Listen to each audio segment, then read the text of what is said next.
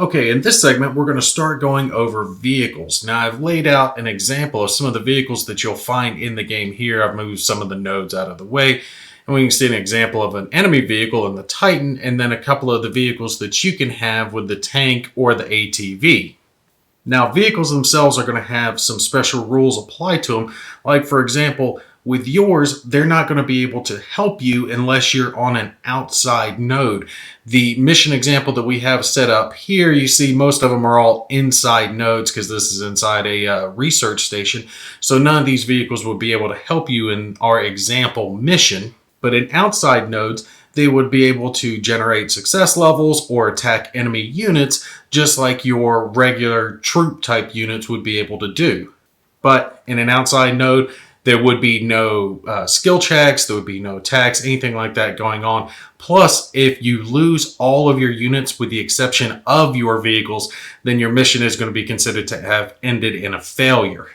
Now, some vehicles have different types of armor called a heavy armor, which changes the rules when it comes to attacks for these units. We can see that the ATV does not have these special rules because it has the same type of wounds and an armor icon that our normal troops have. So this vehicle could be hurt and attacked by regular small arms fire, say. However, the tank and this Titan, you can see that their wound counters look different. These are actually what are referred to as structure points, which means they cannot be affected by regular types of attacks. They have to be attacked by something called an anti-vehicle weapon, which we're going to be covering in the next video. So if you had this tank on your side, for example, with its structure points, it has 2 structure points for its health, it could not be damaged by any of the regular attacks from the mercenaries that we have set up here because it does have the structure points. It has heavy battle plate armor, and it'll shrug off all but the heaviest types of attacks.